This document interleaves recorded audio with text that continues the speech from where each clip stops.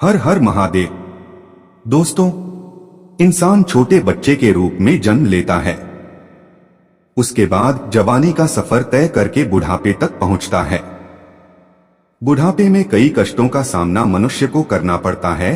कभी कभी तो बुढ़ापे में परिवार साथ देता है, लेकिन कभी कभी ऐसा भी देखने को मिलता है कि बुढ़ापे में औलादें साथ नहीं देती हैं और बूढ़े व्यक्ति को अपने हाल पर छोड़ देती हैं। आज हम बूढ़े गिद्ध के द्वारा बताई गई बात पर चर्चा करेंगे। बूढ़े गिद्ध ने बताया है कि कैसे बुढ़ापे में औलादें साथ छोड़ देती हैं। आइए इससे ही जुड़ी हुई एक कहानी सुनते हैं। इस कहानी के माध्यम से हम समझ पाएंगे कि बुढ़ापे में औलादें क्यों साथ कर चली जाती हैं। चलिए शुरू करते हैं। यह वीडियो मित्र, आप लोगों से निवेदन है कि इस वीडियो को अंत तक जरूर सुनिएगा और हमारे चैनल को सब्सक्राइब जरूर कर दीजिएगा। चलिए सुनाते हैं आपको एक कहानी। एक समय की बात है, एक जंगल में एक बहुत पुराना बरगद का वृक्ष हुआ करता था। उस वृक्ष पर तरह तरह के पंछी रहा करते थे और अपनी मधुर आवाज से अलग अलग ध्वनियां निकाला करते थे। वह विशालकाय वृक्ष पूरे जंगल के पक्षियों के आराम की एक सुखद जगह है थी। सभी पक्षी भी उस वृक्ष से बहुत प्यार करते थे, लेकिन अचानक ही मौसम बदल गया और उस जंगल में सूखा पड़ गया और बहुत लंबे समय से उस जंगल में पानी नहीं बरसा। तब उस जंगल के सभी वृक्ष सूख गए और वह बरगद का पेड़ भी पानी न मिल पाने के कारण सूख गया। सभी पक्षी धीरे धीरे करके उस वृक्ष को छोड़कर के जाने लगे, क्योंकि वह पेड़ किसी का सहायक नहीं रह गया था कि वह किसी को आश्रय दे सके। लेकिन एक बूढ़ा गिद्ध उस वृक्ष पर रह गया। कई पक्षियों ने उस बूढ़े जेब से कहा कि तुम भी हमारे साथ चलो, नहीं तो यहाँ तुम रह नहीं पाओगे।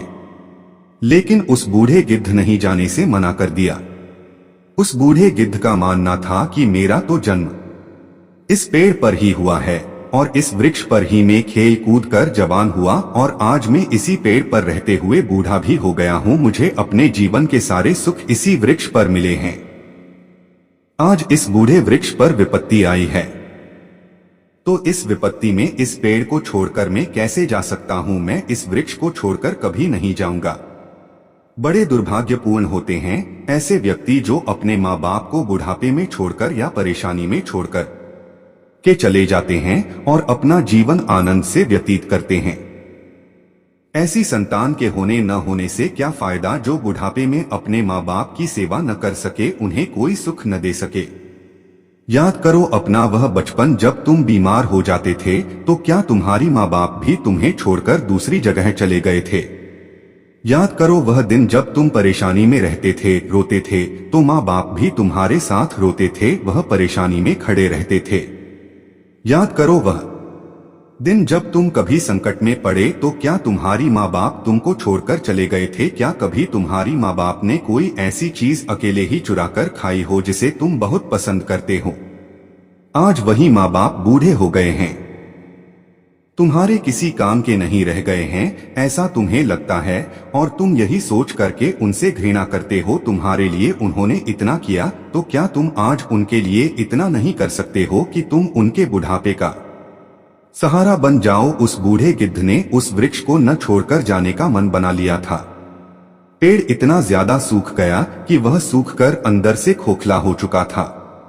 उस दीमक ने भी चाट लिया था, लेकिन वह बूढ़ा गिद्ध फिर भी उसे छोड़कर जाने को तैयार नहीं था। वह इधर उधर भटककर थोड़ा सा भोजन अपने लिए जुटा लेता था, जो कि उसके लिए पर्याप्त था, और फिर वह इस वृक्ष पर आकर के बैठ जाता था। इसी तरह से कई दिन बीत गए।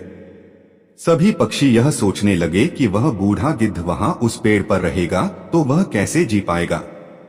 ऐसा करते हैं कि उस बूढ़े गिद्ध को समझा करके अपने पास बुला लेते हैं। यह सोचकर कुछ पक्षी एक साथ मिलकर के उस बूढ़े गिद्ध के पास जाते हैं और उनसे आग्रह करने लगते हैं कि वह उनके साथ हरे भरे वृक्ष की ओर चले और जीवन का आनंद लें। सबने मिलकर उस बूढ़े गिद्ध को समझाया कि मार के साथ खुद मर जाना कहीं की समझदारी नहीं है, अपने जीवन को आराम से जीना ही समझदारी है। कठिनाइयों में जीवन का आनंद नहीं लिया जा सकता और यह पेड़ तो इतना जर्जर हो गया है कि तेज हवा का झोंका भी चला तो भी यह गिर जाएगा। तब तुम कहाँ जाओगे, हो सकता है तुम भी इस पर के नीचे दबकर मर जाओगे। बूढ़े गिद्ध बाबा, तुम्हें इस जर्जर बेकार पेड़ को छोड़कर के किसी अच्छी जगह पर जाकर अपना स्थान बना लेना चाहिए और अपने जीवन को जीना चाहिए। जब सभी पक्षियों ने उसको समझाया तब भी वह बूढ़ा गिद्ध उस वृक्ष को छोड़ने के लिए तैयार नहीं हो रहा था। उसने सभी पक्षियों से कहा, यह वृक्ष मेरे माँ बाप के समान है। मेरे माँ बाप ने मुझे इसी वृक्ष पर जन्म दिया था और इसी वृक्ष पर उनकी मृत्यु हुई थी। मैं इस वृक्ष को अपना घर समझता हूँ। उनके जाने के बाद मैं इसी वृक्ष पर रहकर ही बड़ा हुआ हूँ। मैंने इसी वृक्ष पर रहकर ही अपने जीवन के सारे सुख भोगे हैं। बचपन से लेकर बुढ़ापे तक का सफर मैंने इसी वृक्ष पर तय किया है। अब इस मुसीबत की घड़ी में मैं इसका साथ छोड़कर के कैसे चला जाऊं? मैं इतना खुदगर्ज नहीं हूं जो मैं अपने इस वृक्ष को छोड़कर के दूसरी जगह चला जाऊं। मित्रों, एक बात हमेशा ध्यान रखें कि जो भी मनुष्य आपसे संकट में यह कहता हो कि मैं आपका साथ छोड़ करके कभी नहीं जाऊंगा, तो समझ लीजिए वह एक भगवान का भेजा हुआ दूध आपकी जिंदगी में है। आप बहुत भाग्यशाली हैं कि ऐसा व्यक्ति आपके जीवन में है, जिसने भी आपका पालन पोषण किया हो, दुख सुख में आपका साथ न छोड़ा हो। ऐसे माता पिता को छोड़कर जो पुत्र चला जाता है, इस घोर पाप से बड़ा इस संसार में कोई पाप नहीं है। ऐसे पाप का कोई पश्चाताप नहीं होता है। ऐसी संतान जो अपने माँ बाप को बुढ़ापे में बुरा भला कहते हैं, उनके दुख को अपना दुख नहीं समझती हैं, उनकी परेशानियों से उनका कोई मतलब नहीं रहता है। बूढ़े माँ बाप कोने में पड़े रहकर अकेले अपना जीवन व्यतीत करते हैं। ऐसे औलादों को कभी जीवन में सुख नहीं मिलता। बूढ़े गिद्ध ने वृक्ष छोड़ने से मना कर दिया तो सारे पक्षी बहुत निराश हुए और वहां से चले गए। कुछ पक्षी तो यहाँ तक कहने लगे कि इस बूढ़े गिद्ध की बुद्धि भी बुद्धि हो गई है, यह पागल हो गया है जो ऐसा कर रहा है, इसलिए हमारी संगत इसको पसंद नहीं आ रही है।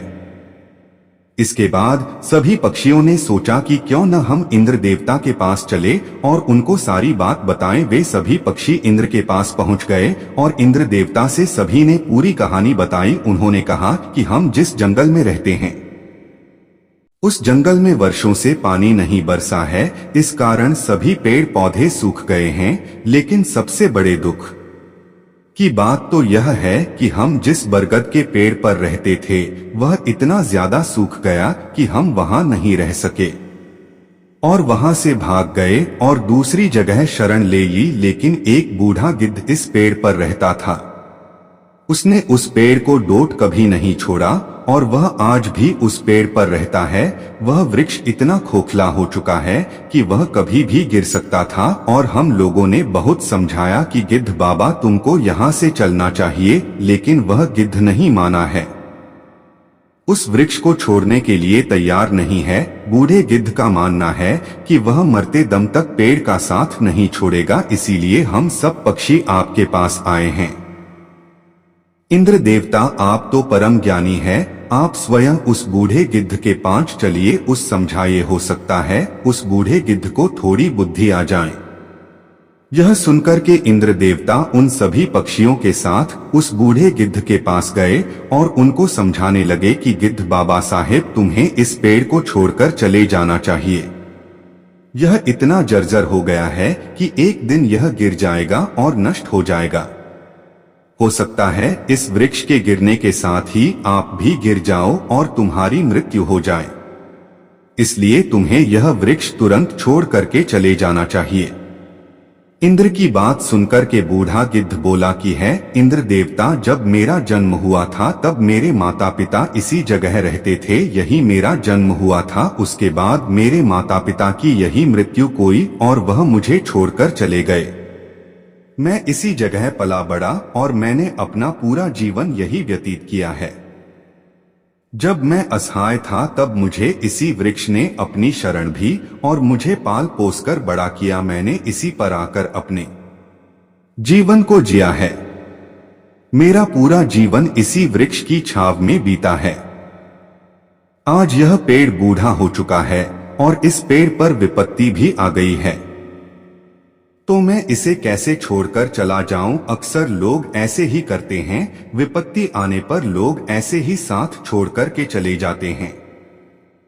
मैं ऐसा नहीं हूं, मैं ऐसा नहीं करूंगा। इस पेड़ को अपने माता पिता के समान मानता हूं, अपना हितैषी मानता हूं। मैं इसे मरते दम तक नहीं छोड़ूंगा। इंद्र देवता भी गिद्ध की यह बात सुनकर बहुत प्रसन्न होते हैं और भाव विभोर हो जाते हैं और गिद्ध की बातों से इतना खुश होते हैं कि वह उसे वरदान मांगने के लिए बोलते हैं और कहते हैं कि मैं तुमसे इतना प्रसन्न हूं कि मैं तुम्हें एक वरदान देना चाहता हूं।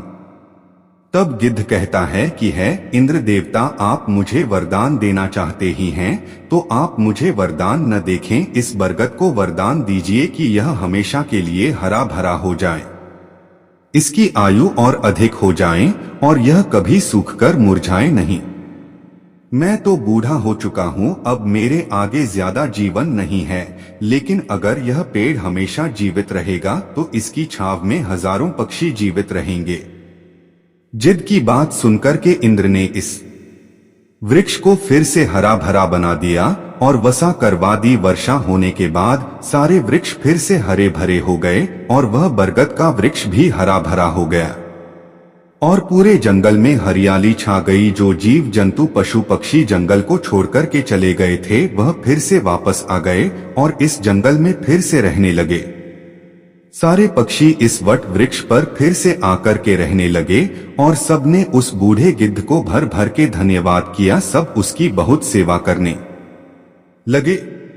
मित्रों, इस प्रकार गिद्ध का जीवन भी सुखपूर्वक बीत गया। हमें इस कहानी से बहुत सीख लेनी चाहिए कि अपनों का बुरे वक्त पर कभी साथ नहीं छोड़ना चाहिए, खास करके जिसने आपको जन्म दिया है, जो आपका हितैषी है, जिसने आपका पालन पोषण किया है और उसने आपको इतना बड़ा किया है, वह आपके जीवनदाता है, आपको कभी दुख में नहीं देख सकता। ऐसे माता पिता को औलाद छोड़ दें तो ऐसी औलाद का जीवन व्यर्थ है। वीडियो आपको पसंद आया हो, इससे आपको कुछ सीख मिली हो तो हमारे चैनल को लाइक और सब्सक्राइब जरूर करिएगा और कमेंट में हर हर महादेव जरूर लिखिएगा।